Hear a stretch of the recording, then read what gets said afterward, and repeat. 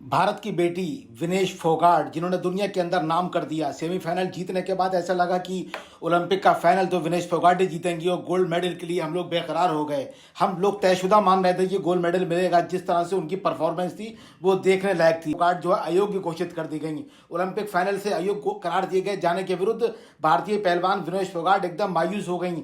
वजन 100 ग्राम उनका बढ़ गया था। 100 ग्राम वजन घटाने के लिए पूरी रात मशक्कत की गई पूरी ओलंपिक टीम के द्वारा और साथ में उनके कोचेस के द्वारा, डॉक्टर के द्वारा, विनेश फोगाट के द्वारा। यहाँ तक कि उन्होंने अपना ब्रेड भी कम कर लिया, बाल भी कटा लिए, कपड़े भी छोटे कर लिए, मगर उसके बाद भी वो 100 ग्राम वजन अपना कम नहीं कर पाई और 100 ग्राम वजन बढ़ने की वजह से वो अयोग्य घोषित कर दी गई। पूरे देश के अंदर 3 दिन से बहुत मायूसी है। सरकार मायूस, देश मायूस, नेता मायूस, तमाम लोग मायूसी के साथ हैं। मगर इस मामले में उनके लिए सुनवाई भी हो रही है, जिसमें अच्छी खबरें भी आई हैं। ओलंपिक फाइनल से अयोग्य करार दिए जाने के विरुद्ध भारतीय पहलवान विनेश फोगाट की खेल पंचायत केस के तहत अपील की सुनवाई यहां पूरी हो गई। भारतीय ओलंपिक ने कहा उसे सकारात्मक समाधान की आशा है। खेलों के दौरान विवाद समाधान के लिए विशेष रूप से स्थापित केस के तदर्थ प्रभाग ने विनेश की अपील स्वीकार कर ली है। विनेश ने स्वर्ण विजेता सारा एन हेल्डे ब्रांड के विरुद्ध फाइनल की सुबह 100 ग्राम अधिक वजन होने के कारण अयोग्य ठहराकर बाहर किए जाने के खिलाफ अपील की है। आयोग ने एक बयान दिया है। भारतीय ओलंपिक संघ को भी आशा है कि पहलवान विनेश फोगाट द्वारा खेल के तथार्थ प्रभाग के समक्ष उनके वजन में विफलता के विरुद्ध दायर आवेदन का सकारात्मक समाधान होने की पूरी संभावना है। विनेश की जगह फाइनल में क्यूबा की पहलवान यूनिलिसी गुजमान लोपेज उतरी, जो सेमीफाइनल में उनसे हार गई थी। भारतीय पहलवान ने उनकी अपील लोपेज के साथ संयुक्त रजत पदक दिए जाने की मांग की है, क्योंकि मंगलवार को अपने मुकाबलों के दौरान उनका वजन निर्धारित सीमा के अंदर था।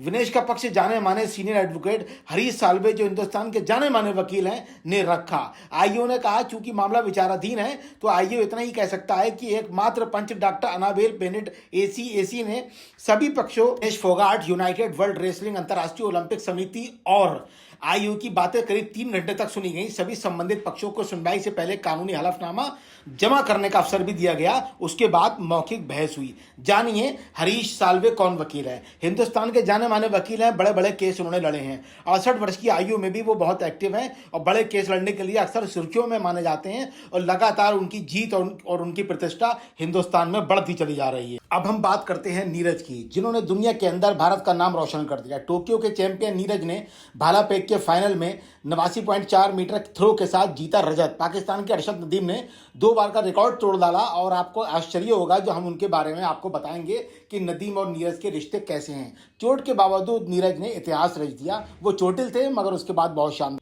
नीरज चोपड़ा ने गुरुवार रात 89.45 मीटर का भाला फेंककर पेरिस ओलंपिक में रजत पदक जीत लिया है। हालांकि टोक्यो ओलंपिक के स्वर्ण पदक विजेता नीरज की ये चांदी सोने से कम नहीं है, क्योंकि नीरज इस कंपटीशन में चोट के साथ उतरे थे। चोट के बावजूद उन्होंने इतिहास रच डाला। अगर उनके पाकिस्तानी दोस्त अरशद नदीम अपने करियर का सर्वश्रेष्ठ प्रदर्शन नहीं करते तो निश्चित तौर पर नीरज ही गोल्ड मेडलिस्ट होते। 2 ओलंपिक स्वर्ण अपने नाम कर सकते थे, क्योंकि बाकी कोई एथलीट उनको टक्कर देने की स्थिति में नहीं था। 26 वर्षीय नीरज चोपड़ा ने मंगलवार को क्वालिफिकेशन राउंड में 89.34 मीटर भाला फेंककर सत्र का सर्वश्रेष्ठ प्रदर्शन किया। ऐसा उन्होंने प्रदर्शन किया जिससे पूरे हिंदुस्तान के अंदर रोशनी आ गई और तमाम लोगों ने उनका इस्तकबाल किया, स्वागत किया। उन्होंने गुरुवार रात को पीछे छोड़ दिया। स्वतंत्रता के बाद 2 व्यक्तिगत पदक जीतने वाले चौथे भारतीय खिलाड़ी वो बन गए हैं। आपको देश के प्रधानमंत्री ने उनके बारे में क्या कहा मैं आपको बताना चाहता हूं।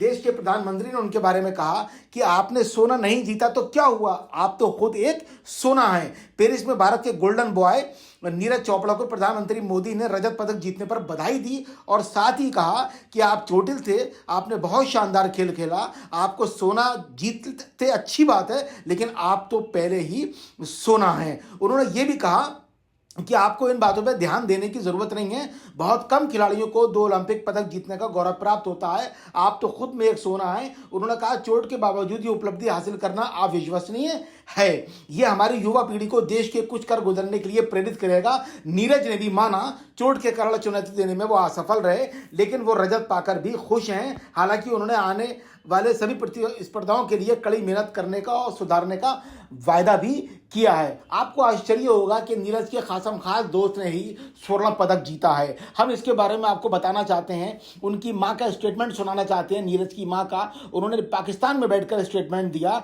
कि नीरज की मां का बयान सामने आने के बाद ओलंपिक स्वर्ण पदक विजेता पाकिस्तानी खिलाड़ी अरशद नदीम की मां का बयान भी सामने आया है। उन्होंने कहा वो अरशद का दोस्त है, नीरज यानी अरशद का दोस्त है, भाई भी है। हार और जीत किस्मत की बात होती है, वो भी मेरा बेटा है, अल्लाह मियाँ उसे कामयाब करे। मैं नीरज के लिए दुआ कर रही हूँ। ये नदीम की मां ने दुआओं से नवाजा। पेरिस ओलंपिक में गुरुवार की रात को भाला फेंक स्पर्धा के फाइनल में एक नहीं बल्कि 2 बार ओलंपिक रिकॉर्ड तोड़ने वाले पाकिस्तान के अरशद नदीम ने इस मुकाम तक पहुंचने के लिए बहुत बड़ा संघर्ष किया है। नदीम के पिता मोहम्मद अशरफ ने कहा, लोग नहीं जानते कि अरशद इस मुकाम तक कैसे पहुंचे। उसके दोस्त, गांव के लोग, रिश्तेदार उसके लिए चंदा जुटाते थे ताकि वो अभ्यास और प्रतियोगिताओं में भाग ले सके। बड़े बड़े कंसर्न किए जाते थे जिससे जो पैसा आए उसके लिए वो भाला खरीद सके, क्योंकि उनके पास भाला खरीदने के लिए भी पैसे नहीं होते थे। पाकिस्तान सरकार भी उनकी कोई मदद नहीं कर रही थी। उसके बाद जो पैसा इकट्ठा होता था तभी उन्होंने अंतरराष्ट्रीय मानकों वाला भाला तक उनके पास नहीं था, वो भाला उन्होंने खरीदा। उसके साथ उन्होंने प्रैक्टिस की और इस मुकाम पर वो पहुंच गए। 11 मुकाबलों में पहली बार नदीम ने नीरज चोपड़ा को हराकर स्वर्ण पदक जीता है। चोपड़ा के पास जहां हर तरह की सुविधा उपलब्ध है, वहीं नदीम ने ऐसा समय भी देखा है कि उनके पास खाना खाने के भी पैसे नहीं थे और ना भाला खरीदने के पैसे थे। पाकिस्तान का राष्ट्रीय खेल बोर्ड जब यह तय कर रहा था कि पेरिस ओलंपिक जाने वाले 7 खिलाड़ियों में से किसका खर्च करना चाहिए, तो बहुत बामुश्किल तमाम अरशद की उन्होंने टैलेंट को समझा और उसके कोच को समझा, तभी सिर्फ इसी गेम के लिए भारत सरकार ने पैसे जारी किए। नदीम और उनके कोच सलमान फैयाज बड़े भाग्यशाली थे जिनके हवाई टिकटों का खर्च पाकिस्तान स्पोर्ट्स ने वहन किया है। आप जानते हैं पाकिस्तान स्पोर्ट्स में पैसा खर्च करने की स्थिति में बिल्कुल भी नहीं है। अब दूसरी तरफ हम बात करते हैं नीरज चोपड़ा की मां, हरियाणा से, पानीपत से। बहुत ही शानदार मिसाल उन्होंने भावनात्मक पेश की। उन्होंने कहा, माँ तो माँ होती है, उसके आंचल में दुआ और आशीर्वाद ही होता है।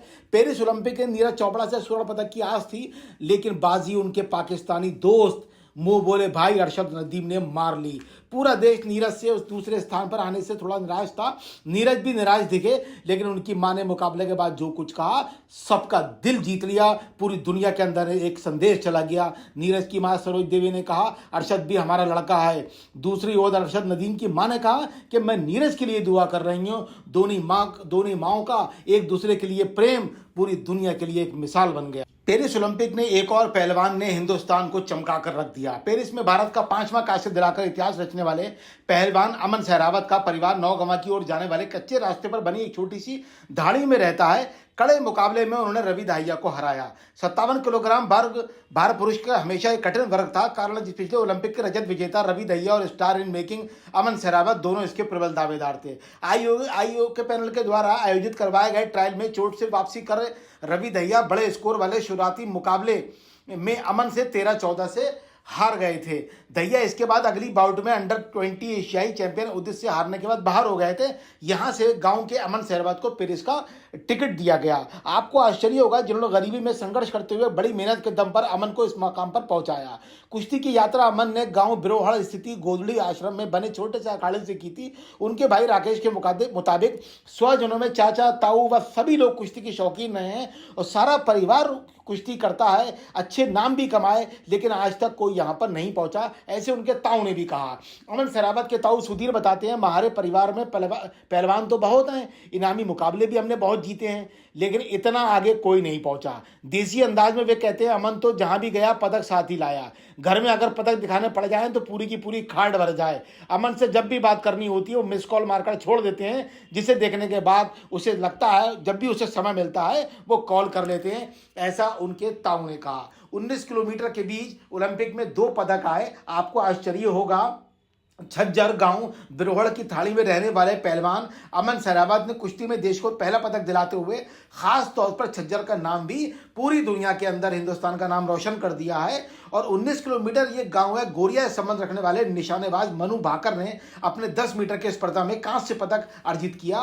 तो आपको लगेगा पास के 2 लोगों ने ओलंपिक इतनी दूर जाकर 2 पदक हमारे देश को दिलाए और देश का नाम रोशन किया। जिन्होंने भी पदक जीते, हम इन सभी को बहुत बहुत मुबारकबाद देते हैं, बधाई देते हैं, इस उम्मीद के साथ कि भारत ने कुल 6 पदक जीत लिए हैं, जिसमें 5 एकाध और 1 चांदी का पदक है। कुल मिला के 6 पदक आ गए। स्वर्ण पदक अभी तक नहीं मिला। हमें उम्मीद है कि हम बहुत जल्दी स्वर्ण भी जीतेंगे।